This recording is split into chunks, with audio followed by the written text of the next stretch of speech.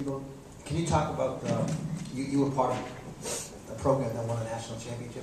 What's it like trying to get back there with a different program? And I guess, is it tougher to take a program that's been there to try to get back to the top of the mountain than it is, starting from scratch?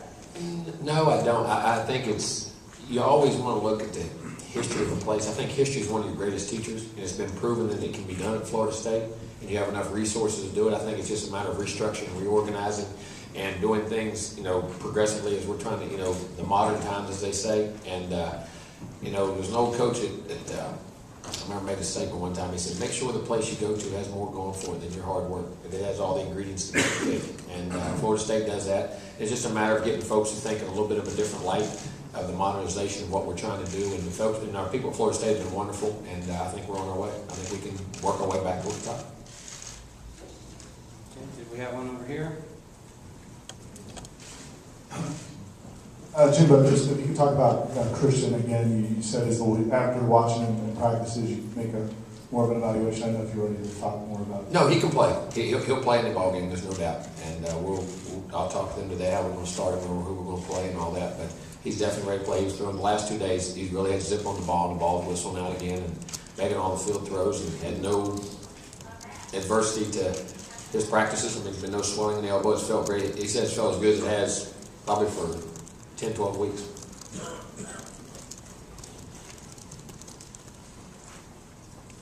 Right over here on the left. Obviously, you guys both very similar programs right now. The statistics are uncanny, 9 wins, all that stuff. In order to get over the mountain to win this game, this is for both of you guys, and get that 10th win, how meaningful is that to just cap the season in such a positive light? Okay, let me talk a minute.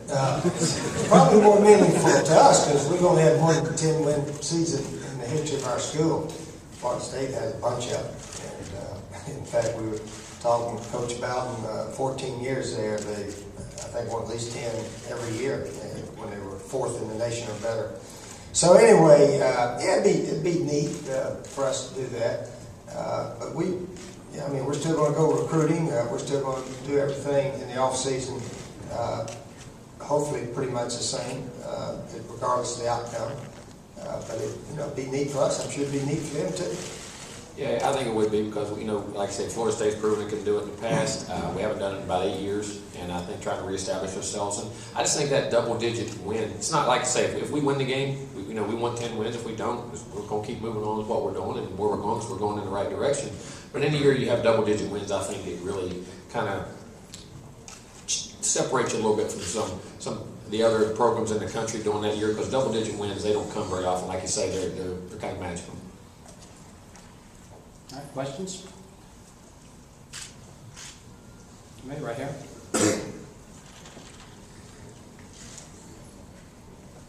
Steve, how important is it to get not only get the 10th win, but to be able to carry some momentum into the off season? The last 3 years hasn't really been that case.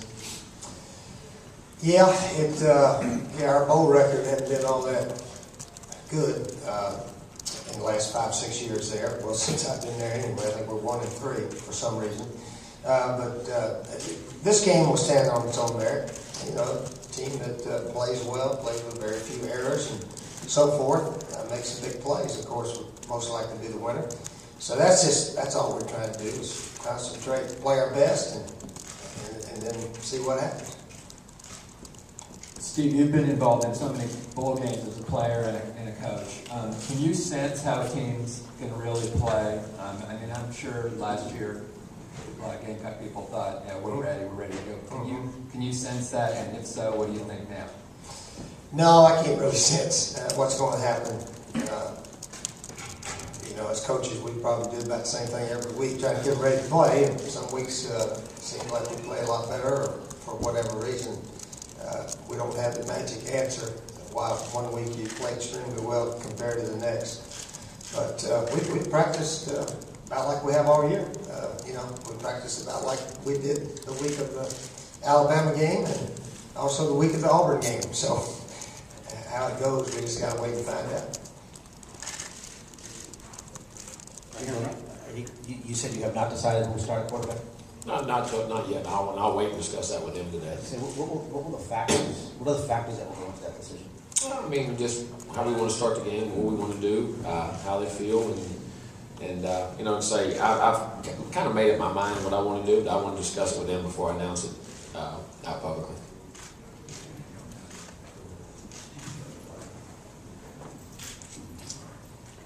All right, next question. Where are we going, guys? Right here? Question for both coaches. I don't know if it's possible to really be able to project, but I'm curious where you see your teams in a year's time from now. Go ahead, John. You know, hopefully, you know, we're progressing. And hopefully, getting better, and we're fixing some of the problems that we have now. We're a very young football team. We only have 8 seniors, and so hopefully, we can learn from all the experiences and things we went through in the big games we played in the championship game, and a great bowl game here.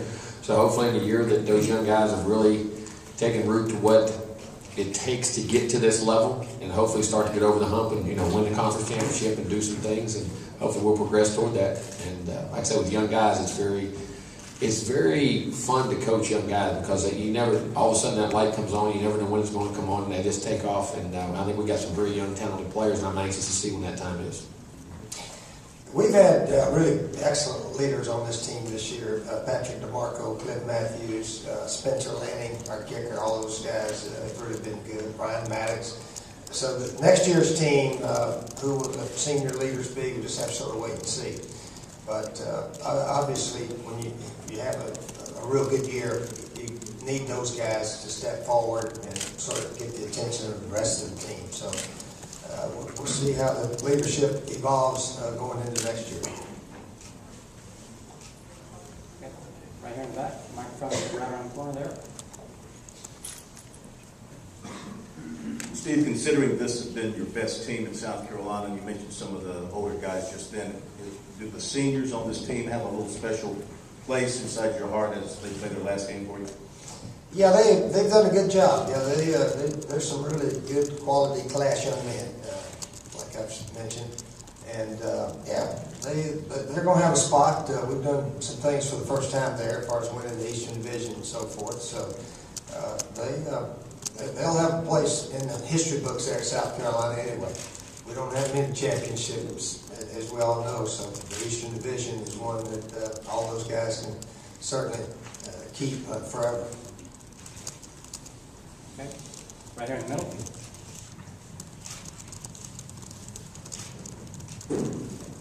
Jimbo, Coach Trickett yesterday talked about Rodney Hudson. And have you seen him get maybe as attached to Rodney as any other player through the years? Pretty much so.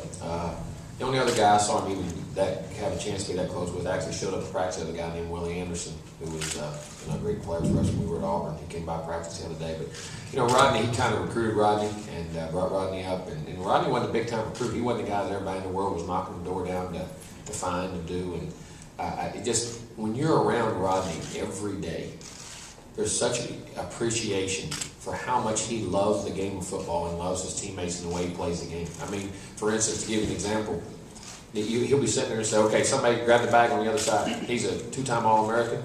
You know who runs and grabs the bag and stands there as a scout team dummy? Rodney does. Rodney, and they're saying, get out. I said, no, Coach, I'll do it. I think the game will work. I mean, he's just a guy who you just enjoy coaching every day. And it's, that kind of guy doesn't come around that often, especially if he won the awards that he's won. I think Coach Trickett really respects him, and then I think their bond is really grown. Hey, they have older people. Coach Trickett's getting older, and older people kind of migrate like that. They get sentimental like that.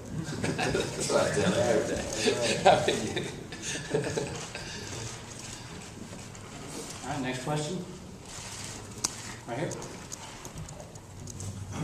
For either coach or both, it seems like in some of the ball games, one team's kind of gotten away from the other one. Is there a challenge with it being the last game of the season to not let it be? It just seems like sometimes there's a finality to it. If you get too far behind, it's hard to come back. Have you noticed that, or do you think there's an issue with it? I just think, looking back, when you have a month off, sometimes one team, for some reason, gets a little bit better, maybe the other team doesn't. I know they used to have those Super Bowls 2 weeks apart, and they decided, let's just have it a week apart because something happens in 2 weeks.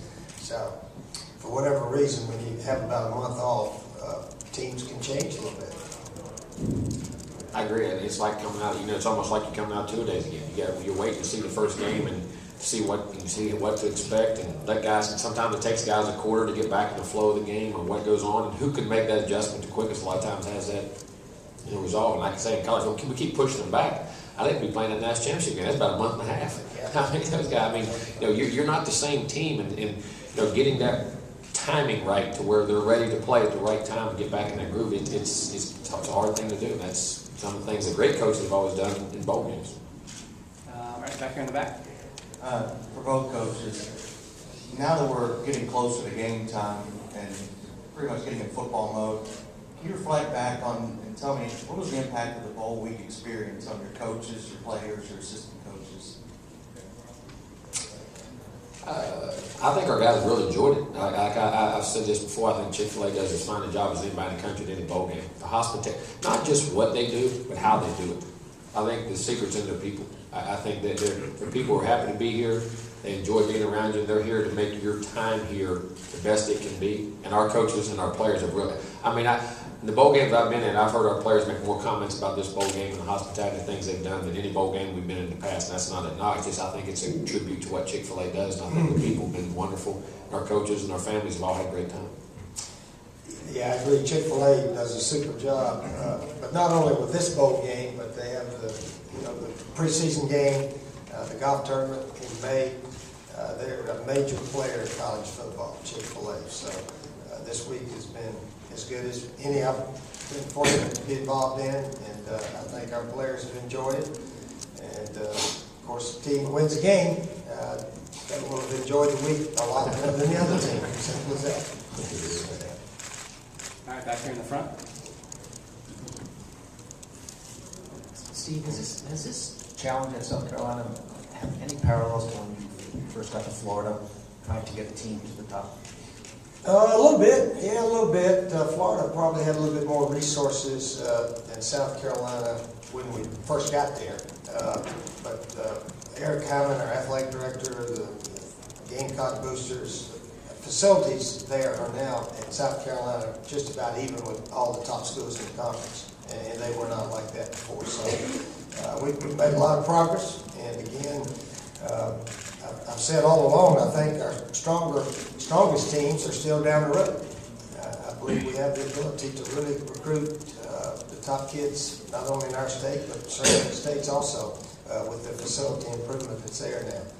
So it's been a good year progress-wise, and we're not a senior-dominated team at all either. So hopefully we can keep building and heading in the right direction. Here in the back, and we'll go right here next. Jimbo, you were coming up when Coach Spurrier was really kind of having a lot of success in changing the game in the SEC. Talk about what Coach Spurrier did with offensive football. Well, I think, when Coach came to the SEC, it was 3 yards in a cloud of dust. It was a physical, big league, and I think he was the first guy to take athletes in that league consistently and spread the ball out and throw it, then react to and run back. But the secret to him a little bit is you really studied him in the background. He always had a great back. He always had Rhett and Taylor, and those guys always had 1,000 yards. But he always put you in space, and he got the ball to him in the passing game. And I think he made the SEC change its philosophy of things. I think it's one of the things he had such success with early that people couldn't adapt to the spread game and all the passing and what he did. And he attacked you. He wasn't content to play a 17-14 game. He was going to go win it 31. And then the thing was, they had great defense too. And he had great defense when he first got. He had some great D linemen, and I know we had to try to block those guys. I mean, they were great, but on offense it was constant attack. You never could rest. And I think he changed the whole mentality of the SEC, and it's the way they play football now. Right here. Steve, you said several times this year that the guys on this team really like each other. During previous years, was it a big problem to have, just a divisive team? Did you have a big problem with that in previous years? No, not really. Not really. Just, some guys are more team-oriented than others, and I think we're getting a better group of athletes at South Carolina because so many of them come from good high school programs, and a lot of them playing on state championship teams in high school. So when you get those guys that know the commitment level that it takes, it's a lot easier for the coaches. Right here in the front, down the left. Jimbo, without giving away those special secrets, obviously Steve has a couple of guys in Marcus Lattimore and Alshon Jeffrey, a receiver, a running back. Is there any? Do you load the box? Which do you emphasize a little bit more? The run, the pass. It's just Depends on which one you want to hurt you the most. If you load the box and Alshon's going to get you, if you don't, Marcus is going to get you. I mean, I think you just got to keep a good mix, and you got. And here's the thing: you can't say I'm going to double team them all or get the most. Somebody up front's got to make a play.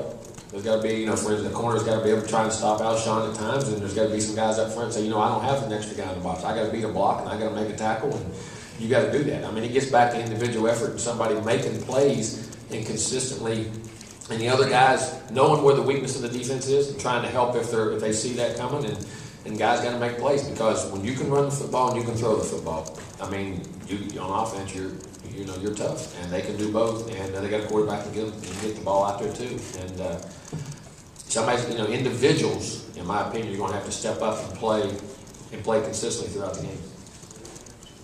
Okay, we're going to go back here to the back side.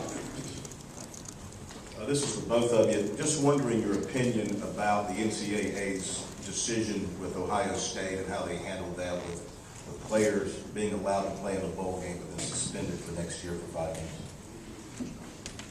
Let me go first. Yeah, you can go first. They actually always tell us don't talk about that. Yeah. Really? Nah, I don't really have an opinion on it that much. I really don't. I don't know enough about the whole situation. I haven't studied the whole situation, know why they haven't done it. And hey, they're the boss, and we do what they say. Okay, next questions? Right up here. Steve, during bowl practice, Steven Garcia said he was watching way more film this year for the bowl game during his time down, during his time off. He was watching a ton more film. Have you seen a difference of his concentration? Have you seen a difference in him on the field during practice for this bowl? For this bowl? Yeah. Yeah, he's probably practiced better, but he's played better this year, and he should if he's going to play well. This is his 4th year there, and he's got one more left, so he should play better next year. Continues working, not just watching tape, but working on his fundamentals, throwing the ball, head position, all that kind of stuff. So he's been here a while. He does have some talent. His decision making could get a little better. Sometimes his throws could get a little bit better. So he's, he can improve a lot. But he's played well. He's played very well this year. Next question. Right here.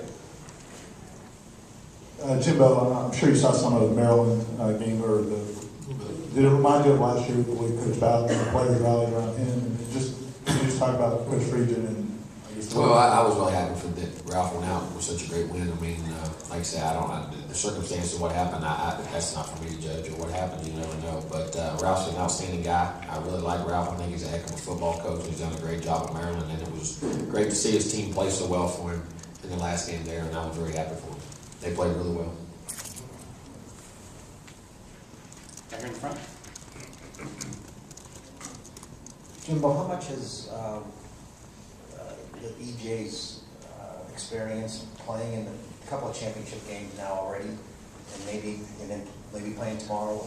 How much will this help him going forward, and what do you expect? Do you expect not to skip a beat when you come into March? Well, I hope so. And he's been in the system, almost the same amount of time that Christian has. But he's also, a lot of times when you have to replace a guy, even though a guy's supposed to be a great player, and as a coach, he can be a great player. And I go back to this. I go back to the Charlie Ward. So, when Charlie came in, everybody was so excited for Charlie, and Coach was. Those first 4 games, there was a lot of Seminole fans thinking Coach and Mark Rick were crazy. Remember, he struggled those first 4 games, and he got his feet and became a Heisman Trophy winner and led the great teams. But the thing about EJ that we do know, there's a known out there. He went 3-1 as a freshman, won the MVP of the Gator Bowl. He came in and won a big game for us against Clemson this year. So, I thought he played extremely well in the championship game for 1 or 2 little mistakes here and there, but I thought he handled the situation at Virginia Tech very well and kept us in the game, and he was making plays up and down the field, and we know he can play. There's not an unknown there that says, I think he can play, but he's got to get those game reps. He's gotten them, and you feel very comfortable with it, and I think And more importantly, in his mind, he knows he can play.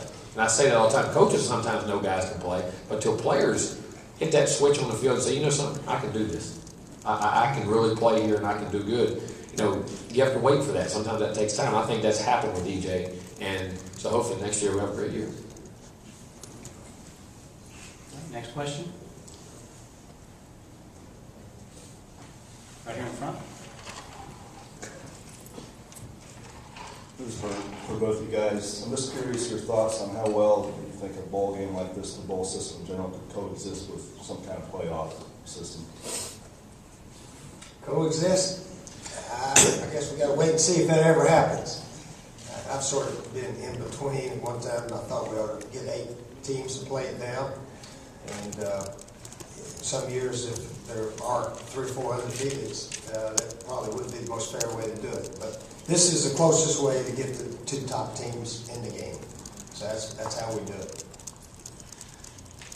I think, I wish if they do go to the playoff system, I still wish they'd have some kind of bowl system because I think it's important for college football. Because what you don't realize is you get 15 extra practice. You get another spring practice for player development, young guys to develop and get the experience of going to a bowl game and also going into the off season, possibly with a positive, this is one of the few sports that in every other sport, when you have a tournament sport, somebody ends on a loss. Everybody else lives on a loss and has a bad note going into the off season. I think football is one of the unique sports that you can go in with a victory, have a good positive feeling, and I think when you're trying to build programs, I think it's very important for the lower tier guys or the guys who aren't on top quite yet to maybe get that feel and understand that atmosphere that goes with going to a bowl game or something like that, and I think it can coexist.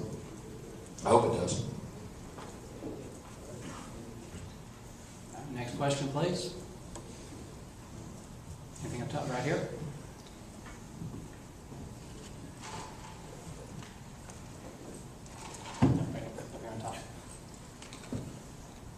Coach Ellis said yesterday a lot more ones versus ones, good versus goods going against each other in this bowl practice just because of sheer numbers. You see him as more battle tested or beaten down a little bit at the end of this bowl practice? No, we're not beaten down. No, we've not tackled each other. I don't think anybody's got hurt in practice.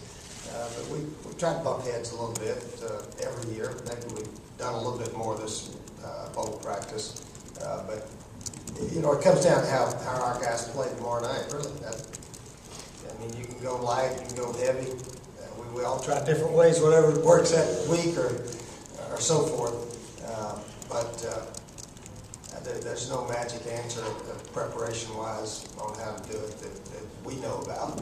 So you just got to do the best you can and say, guys, go play. We'll try to hopefully give you some ball plays that work, and you make them work. All right, next question, please. Right here in the middle. Steve, how do you differ the game plan with E.J. Manuel versus Christian Ponder? Our defensive coaches said they both can play and they both can run around. So they both can throw very well. So I don't think you change much when you got two guys that can do both. So they're 2 talented quarterbacks. Okay, back here in the front, please. Jimbo, have you ever thought about every other play like we did? I'm not into that yet. I got no problem with one. Yeah, it works about one game. It does after that. Yeah. One game will work occasionally, and then after that, Florida had that 3-quarterback system going, and that worked, I think, one game, and then after that, it didn't work very well. Yeah. It's hard. Yeah. Jimbo, the Christian play, I guess he will play. But will his mobility be limited tomorrow? How do you guys handle him getting out? No. I mean, you can't ask a guy to say, okay, I'm going to play you, but you can only do this, and that. When you talk about guys who compete or competitors, especially like Christian is, he's going to play. I mean, you got to be smart. I think that's, and you see that in the NFL. Some of those guys that take chance. I mean, you got to get what you can, use your athleticism, because I think that's one of the things that makes him special. Is that he can. A quarterback today that can't move, I think has a very hard time being successful when your team does. I mean, he doesn't have to always be just run for 50 yards, but to create plays with your feet, and he does that and always has, but then not taking the hits if you don't have to take them. Make sure you get down and protect yourself a little bit and be smart and think of the big picture. And I think that's because you can't go in there and say, go, but no. I mean, you can't play. I don't know how to tell a guy to play that way, and I know he won't. So I just tell him to play intelligently, be smart, and think of the big picture for your team, and when you get in those situations.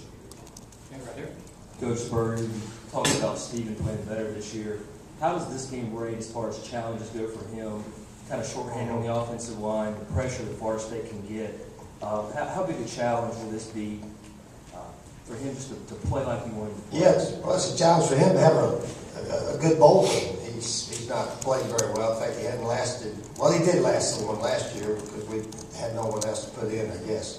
But he hasn't played very well in the bowl games, and our offense hasn't played very well either, the whole team. So he's looking forward to it. I think trying to show he can play in a bowl game. So I think he's ready to play well. All right, over here. Coach Fisher, you mentioned trying to modernize things within the program. Can you talk about a couple of things you've done that you feel like have had a lot of impact? I really believe player development today is critical because I think there's so many guys that got good players. You've seen so many teams, the parity in college football, the athleticism. Everybody's got good athletes that can run, and I think trying to help develop those guys, not just always football-wise. I mean, we went to a nutritionist. We changed our weight staff and got numbers of guys in there that each two guys that lift can have a coach that you get more out because there's a limited amount of time you can spend with players. You get 20 hours during the season and 8 during the off season. I mean, that's not much time. And so the people you have around them and what you have to do, I think you have to maximize that time and develop, whether it's nutrition, whether it's weightlifting, whether it's in academics, whether it's in mental conditioning, whether it's in team camaraderie. In other words, how building team unity and the way you structure the locker room or you structure different things. And I think that's what we've tried to do and just understand that no one in the organization can exist without somebody else. You all have to depend on each other to get to where we want to go. Selfishness and individualism can't survive. And I think the more time you can stress that to kids and then help them develop physically and mentally, I think it makes a big difference. And we've put a lot of programs, without going into a lot of great detail, we'd be here for a long time, but we've changed a lot of things in the player development world. Time for a few more. What we got right here in the middle?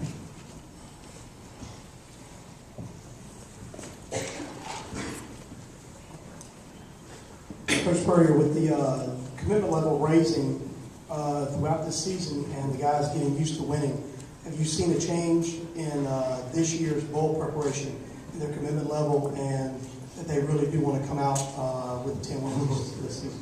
Well, I hope so. I hope so. I don't know how to answer that. We practiced pretty well. But we got to go play the game tomorrow night, Florida State, their guys have practiced well too. I mean, it's we got to really play. We got to really play well to win almost any game we play. And so, whether or not we can do that, we're going to find out. But that's the plan: is to play well, and that'll give us a chance. Back. Steve, what do you think's been the bigger reason for this year's breakthrough season? Better athletes or the better attitudes that we were talking about? I thought you were going to say better coaching, but just kidding. No, we do have better athletes at South Carolina now. We really do, and the guys, the games we won, played extremely well. Made a bunch of third downs, no turnovers against Clemson or Florida. Only one against Alabama that ended up not hurting us. Guys scored touchdowns, didn't have to kick a bunch of field goals, things like that. The Alabama game, I don't know how we could have played hardly any better. I think they had 10 possessions and scored, or eight total possessions about the game, scored 5 touchdowns somehow to get 35 points. And that was just, it doesn't happen like that all the time. So you hope it does, but anyway, that was a game that we played extremely well. So we try to get back to that. We didn't do very well against Auburn, as you know. They scored about 7 out of 10 possessions on us. And so we got to play well if we're going to have a chance. Coach Spurrier, I know you've been asked to reflect a lot on the series with Florida State through the years. Was there any one player or 2 players that you remember that you just go into the meetings thought, what are we going to do with this guy? really tough to match up with? Oh, they had tremendous teams and athletes through the 90s, and they're getting back that way now. They're pretty close to those teams they had. But we had good players too at Florida back then, so it was usually a fairly even tussle when we played those guys. They had a lot of good players. I couldn't name all of them right now. All right, time for a couple more, guys. Yep. Anybody? Going once? Talked out. We bored of the All right. Talked out, Jimbo. Is that it, guys? Last chance. Coach, we are going to do a quick photo op with the trophy right here.